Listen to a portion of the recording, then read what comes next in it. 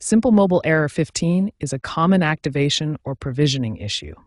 It means your SIM card isn't properly communicating with the Simple Mobile network, which often uses Verizon or T-Mobile. This can result in failed activation, dropped calls, or no service. The error usually stems from a mismatch between the SIM card's data and the carrier's provisioning servers.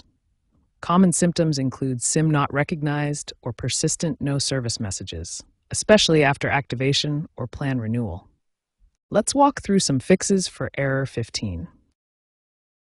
First, restart your phone and reseat the SIM card. Power off, remove the SIM, inspect it for damage, then reinsert it carefully and power back on.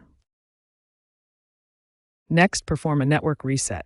On iOS, go to Settings, General, Reset Network Settings. On Android, go to Settings, System, Reset Options, Reset Wi-Fi, Mobile, and Bluetooth. If that doesn't work, use the Simple Mobile app to reactivate your SIM or call customer service at 611 for assistance with over-the-air updates. As a last resort, if the SIM is damaged, request a replacement from Simple Mobile. If your device supports it, consider switching to an eSIM. These steps resolve about 80% of Error 15 cases.